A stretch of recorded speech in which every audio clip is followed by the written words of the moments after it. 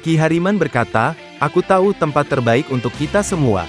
Ia bergegas berjalan menuju bagian dalam pedukuhan Jati Anom diikuti Ki Tunggul Pitu dan Ki Garu Wesi yang masih bertukar pandang dengan sinar mata bertanya. Mereka berjalan cepat menyisir pematang sawah, melintasi pategalan dan agaknya 3 orang ini tidak ingin tiba di Jati Anom dalam keadaan gelap. Jalur jalan yang mereka lalui merupakan jalan pintas menuju Jati Anom. Maka gerumbul semak liar yang berduri dan pohon yang tumbuh silang menyilang masih mereka jumpai sepanjang perjalanan. Hingga akhirnya Ki Hariman melompati serumpun tanaman perdu lalu menuruni tebing menuju sungai kecil yang mengalir melalui bagian tengah Jati Anom. Sejenak kemudian, mereka menyisir tepi sungai kecil dan mengikuti arus yang lancar mengalir. Tetapi jalur itu semakin lama semakin sulit karena tumbuhan liar tak jarang menjorok hingga bagian tengah sungai.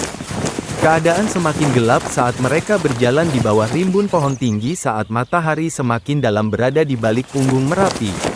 Kita akan berada di sungai ini untuk menghindari penjagaan para prajurit Mataram. Kata Ki Hariman memecah keheningan. Aku mengenal tempat ini meski tak begitu baik, tetapi aku pernah bermalam di sebuah gua yang tak jauh lagi akan kita capai. Ia menunjuk rimbun semak yang menjorok ke bagian sungai. Malam ini kita akan sepenuhnya mengambil masa untuk istirahat, Ki Hariman menyatakan rencananya ketika mereka tiba di depan mulut gua. Katanya, sebelum matahari terbit esok pagi, salah seorang di antara kita harus berada di pasar induk. Seorang lagi akan mengawasi perkembangan yang terjadi di barak pasukan Mataram. Itu sudah 2 orang yang kau sebut Ki Hariman, sahut Ki Tunggul Pitu, lalu di manakah engkau berada esok?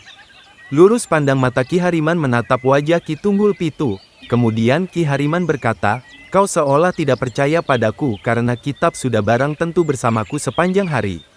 Adalah hak kami untuk tetap dapat mengawasi kitab itu, kata Ki Garu Wesi tiba-tiba.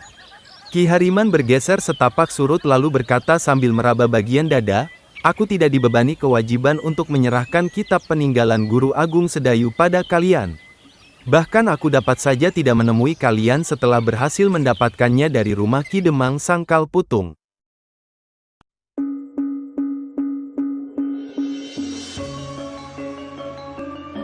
Tiba-tiba Ki Garu Wesi merendahkan tubuh lalu menerjang Ki Hariman sepenuh tenaga. Kerikil sungai terlontar ketika kakinya menjejak bagian dasar yang dangkal itu. Dalam sekejap kemudian, ia melontarkan serangan beruntun. Kaki Ki Garu Wesi berputaran menebas bagian atas tubuh Ki Hariman. Hampir bersamaan, Ki Tunggul Wesi menerobos sela pertahanan Ki Hariman yang tidak begitu rapat. Kepal tangan Ki Tunggul Pitu terjulur nyaris menggapai lambung Ki Hariman. Ki Hariman cepat melempar tubuhnya surut, bergulingan menjauh dengan satu lengan mendekap kitab yang tersimpan di balik bajunya. Tetapi 2 orang kawan yang berubah menjadi lawan tidak membiarkannya lolos. Ki Tunggul Pitu menarik senjata keluar lalu menerkam Ki Hariman dengan hebat. Tidak ada jalan bagi Ki Hariman selain bertempur mengadu nyawa. Pikirkan lagi Kiai, seru Ki Hariman yang membetot ikat pinggang berbahan kulit tebal.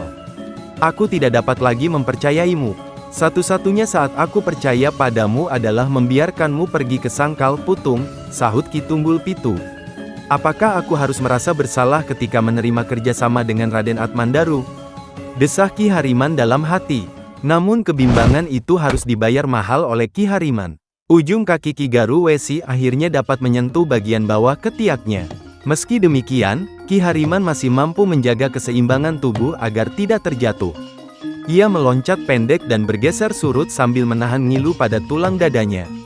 Ki Tunggul Pitu tiba-tiba mengurungkan niat untuk menerjang Ki Hariman. Ia berkelebat menerobos rumput panjang di tepi sungai. Dalam waktu hampir bersamaan, secepat lesat anak panah, Ki Garu Wesi menyelinap di bawah rimbun dedaunan pohon yang rapat berjajar di seberang gua. Hanya Ki Hariman yang bersembunyi di dalam gua saat sekelompok prajurit Mataram meronda sampai bibir sungai. Aku tidak ragu dengan pendengaranku, ucap seorang peronda. Kawannya yang berjalan di sampingnya mengangguk. Katanya, bentakan-bentakan itu sudah jelas hanya dilakukan oleh orang yang sedang berkelahi. 3 peronda menuruni tebing sungai untuk memeriksa lingkungan sekitar. Setelah merasa cukup memeriksa beberapa bagian sungai, 3 peronda itu pun kembali pada kelompoknya. Tidakkah ada tanda yang mencurigakan? bertanya pemimpin mereka. Tidak ada Ki Lurah, jawab peronda yang terlihat masih muda. Lurah prajurit itu mengerutkan kening. Sepertinya ia tidak dapat menerima laporan prajurit bawahannya. Sejenak kemudian, ia berkata, kita kembali periksa tempat ini. Aku bagi kalian menjadi 3 kelompok kecil.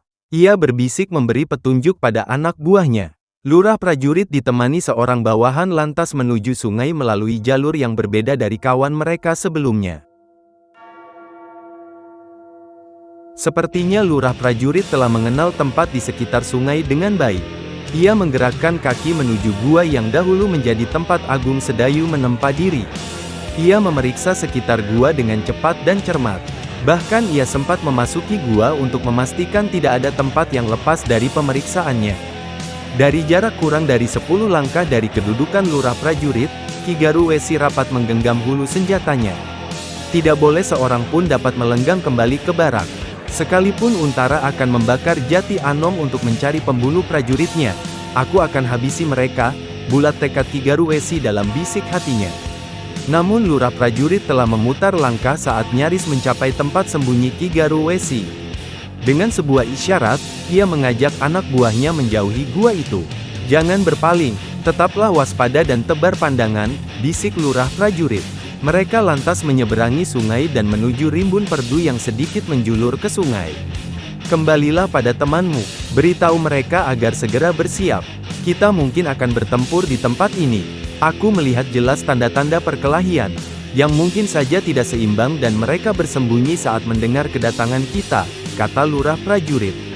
Ia menambahkan, atas perintahku, suruhlah seorang di antara mereka untuk pergi ke barak. Dan jika kau menemukan kami telah terbujur kaku, itu mungkin pertanda buruk bagi pedukuhan ini. Kita tetap bersama-sama Ki Lurah. Saya akan kembali secepatnya setelah laporan diterima pemimpin prajurit. Semoga ada beberapa orang yang dapat menemani saya kembali ke tempat ini, tegas prajurit yang mendapat perintah. Lurah prajurit bergegas menyusur jalanan menurun di sisi sungai. Satu kelompok lain turut di belakangnya. Di dekat pohon sawo, ia memberi perintah untuk menyebar. Namun sebelum mereka bergerak, Lurah berpesan, kalian jangan terpancing untuk menyerang terlebih dahulu. Kita belum mengetahui ketinggian ilmu mereka. Bertahan dan mengulur waktu harus dapat kalian lakukan. Mengerti? Bawahannya mengangguk. Mereka berpisah. Lurah prajurit telah memberi petunjuk tempat pencarian dan lokasi yang dipilih untuk bertempur. Dan selanjutnya mereka hanya menunggu pergerakan dari orang-orang yang dicurigai. Sementara itu, Ki Tunggul Pitu menggeram marah. Ia tak menduga bahwa satu kelompok prajurit Mataram benar-benar akan memperlambatnya. Ia berpikir bahwa para peronda hanya memeriksa lalu meninggalkan tempat itu. Berkelahi dengan para prajurit belum tentu akan memberiku keuntungan, apalagi jika orang sial itu berpihak pada mereka. Baiklah, aku lihat apa yang akan terjadi, Ki Tunggul Pitu berbicara pada dirinya sendiri. Gandrik, umpat Ki Hariman. Kitab ini akan lepas dari tanganku bila mereka berdua mengalihkan dukungan ke Mataram.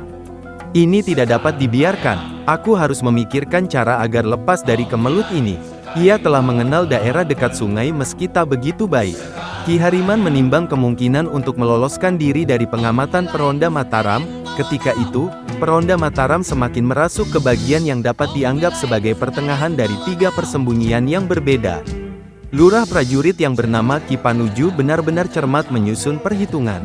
Ia dapat menduga kedudukan orang-orang yang dicurigainya.